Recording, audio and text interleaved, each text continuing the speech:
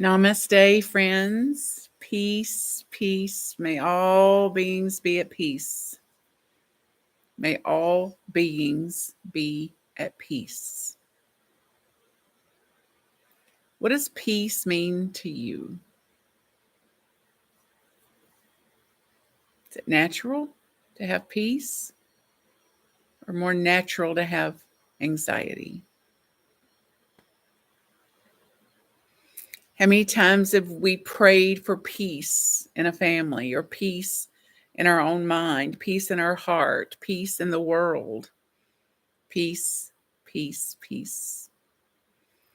One of the fun things we do with my family at Christmas is to I put money down in plain white envelopes and put a word on the outside of the envelope, like peace, hope, faith, joy, love, gratitude.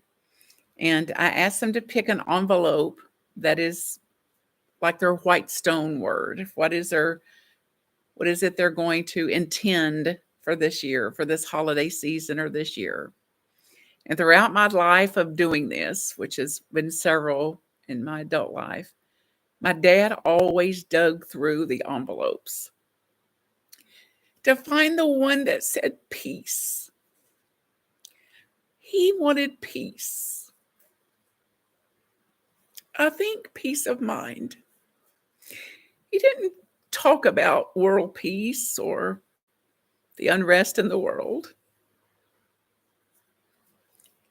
He talked about wanting inner peace. So then in the envelope is money. So we open the envelopes and there's bills, money, currency in there. And so it's like, oh, I got a gift here. I've got money here. And then the money ranges from $1 to $100 bill.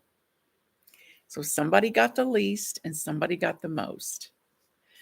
And then just as we start celebrating who got the most, I let them know that it's not theirs to keep.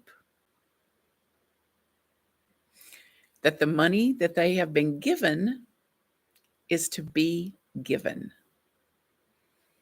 So what happens to our peace then? So can I still have peace and gratitude and joy and love and whatever I picked on my envelope when I don't get to keep the money? When I'm asked to turn right around and give the money away or to give the money back? What would happen to your peace if you were handed $100 bill, for example, and then said, oh, by the way, it's not for you. It's to pass on. It's to give. Is peace possible? Is peace actually ever attainable? So what would it be like to be at peace regardless of what happened? To be at peace whether we got the $1 bill or the $100 bill. To be at peace. To be at peace if it's given. To be at peace if it is taken. To be at peace if it's coming in. To be at peace if it's going out. What would that be like? I got a powerful poem as I was thinking about peace, the messages of peace, and my devotion to this. And I have to be careful not to pretend I'm at peace when my guts are really twisted, versus I'm at peace sometimes, and at times I'm disturbed. At times I'm at peace, and at times I'm in anxiety. And friends, the only person that's free of anxiety, totally free of anxiety, are dead people. So as long as we're alive, we're going to have moments of non-peace. And what if we could be at peace at not having peace? I can be more at peace even when I'm not in peace. Imagine. Then I accept there'll be times of unpeace. I accept there'll be times of disturbance, of irritations, frustrations. And just beyond that is a field, an atmosphere of peace available to me, even when it doesn't go my way. Is this the time? Is this season of Advent the time as we're awakened, born into a higher expression of Christ consciousness? Can it be now? So the poem is called A Peace Prayer. So as I present it here, I'm going to do it in a spirit of prayer and of believing prayer has power. So I'd encourage you to join me in this or to re-listen to this if it's meaningful to you and to speak it in your own way and in your own words, from your own heart, from your own inspired uplift as we awaken to what we can actually do something about. I cannot make the world peaceful. I can't stall tanks from roaring down roads. I can't prevent children from having to hide in bunkers. I cannot convince the news to stop turning war into a video game. I can't. I can't silence the sound of bombs tearing neighborhoods apart. I can't turn a guided missile into a bouquet of flowers. I can't make a warmonger have an ounce of empathy. I can't. I can't convince ambassadors to quit playing truth or dare. I can't deflect a sniper's bullet from turning a wife into a widow. I can't stave off a country being reduced to ash and rubble.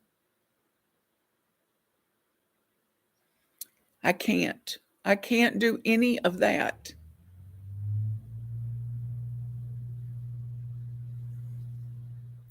What can I do? What will I do? What will you do? The only thing I can do is love the next person I encounter without any conditions or strings.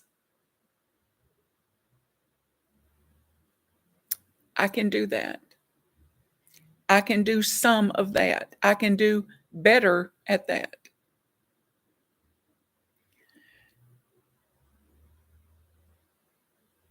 The things I can do, will do, is to love my neighbor so fearlessly that it starts a ripple that stretches from one horizon to the next. I can do that. To love my neighbor so fearlessly that it starts a ripple that stretches from one horizon to the next. I can't force peace on the world, but I can become a force of peace in the world.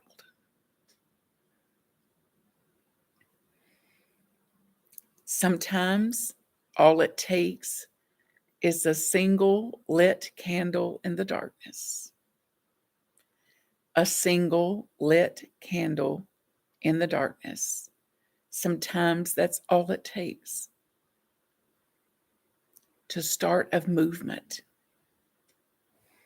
to start a movement of peace. Sometimes all it takes is a single lit candle in the darkness to become a force of peace in the world. To love our neighbors so fearlessly that it starts a ripple that stretches from one horizon to the next. To love the next person I encounter with less conditions, less strings. Lord, make me a candle of comfort in this world. God, make us a candle of comfort in this world. Let me burn with peace. Let us burn with peace. Amen. So be it.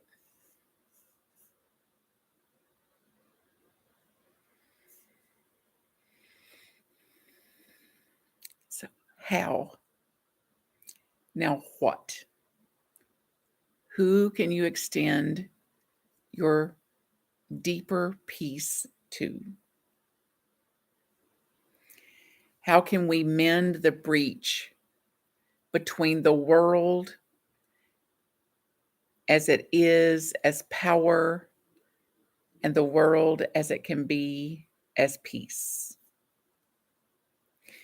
Both love and power are necessary building blocks for God's peaceful realm on this earth. Love utterly redefines the nature of power. Power without love is mere brutality, even in our ministries. And love without power is only the sentimentality of an individual lives disconnected from the whole.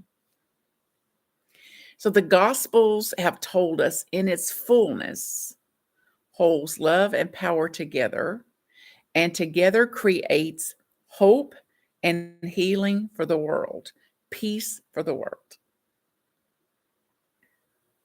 Power assumes that life is lived from the top down and from the outside in, and that it draws strength from elites or enforcements.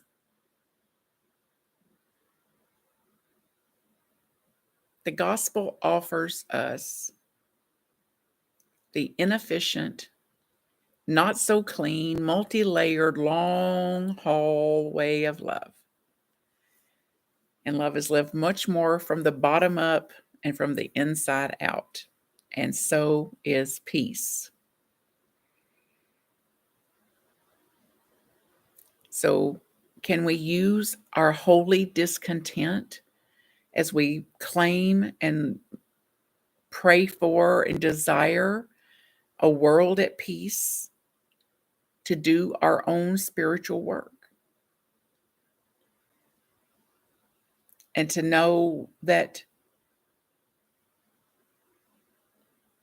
trying to get the external to change, to try to get the external to be at peace when I am not at peace is pure insanity. So, what can you do today? Can you do this week, this month? So, imagine you're taking a walk and there's a piece of paper on the side of the road and you lose your peace. And we can pick that piece of paper up out of indignation, righteousness. I have to pick it up, or I'm supposed to pick it up. Or I can pick it up simply as an artist making the world more beautiful out of my own integrity.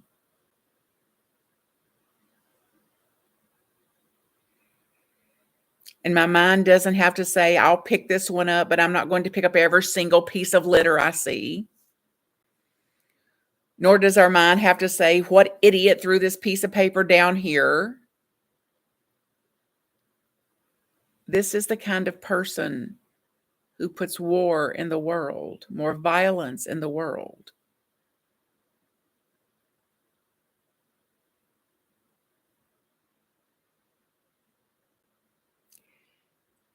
We can live more simply, spontaneously, in harmony with the way things are. I can pick up the piece of paper with less angst.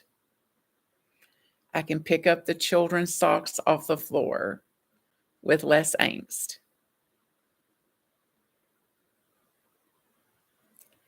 That means that I will expect nothing back from my actions because they were not done for approval or appreciation or recognition.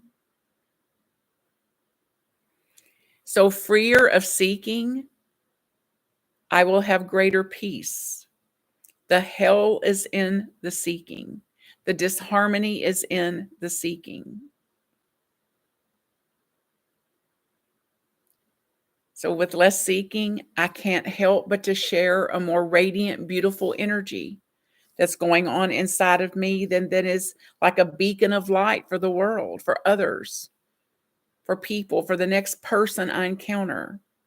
The highest life I can live is when every single moment that passes before me is better off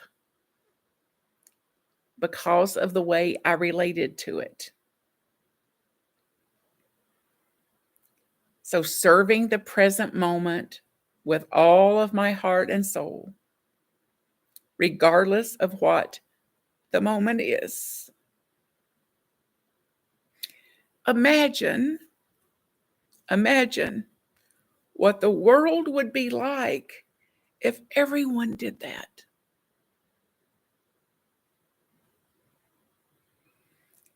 Start a movement of peace. Start a movement of harmony. Shall we?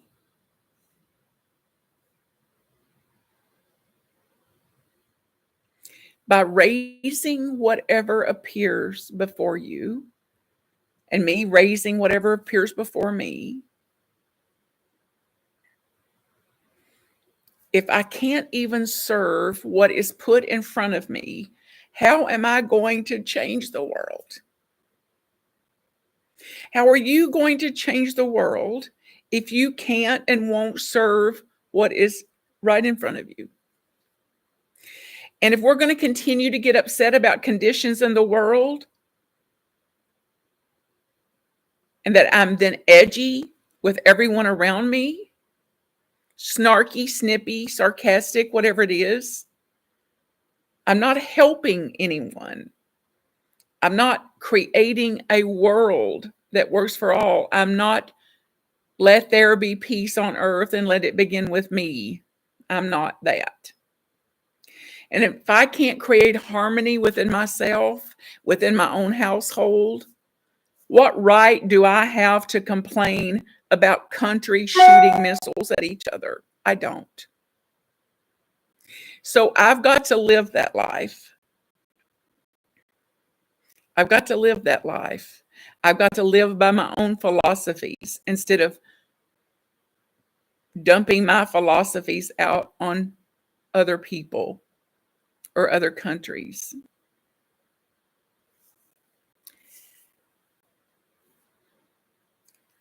We have to live a life that if everyone lived it, there would be peace. It actually starts with me. So for me to be part of the solution, I've got to let go of those old parts of myself. Because the world, life as it unfolds, is going to hit all the triggers.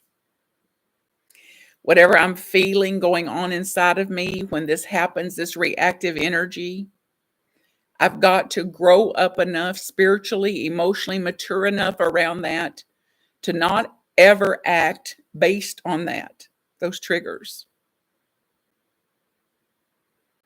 and to accept the responsibility that I am polluting the environment with this pent up, unprocessed, unhealed energy.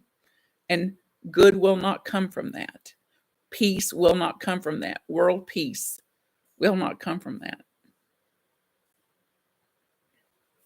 So, as we become more conscious, present, paying attention, we know what to do. We know what to do. We know what to choose.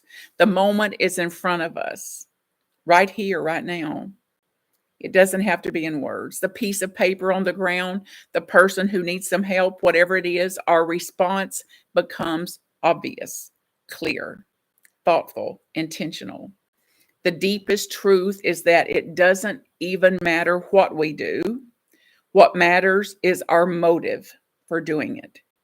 And if our motive is to let go of ourselves and serve the moment in front of us, then it is worthy of great respect and a deep, deep, abiding peace is the payoff.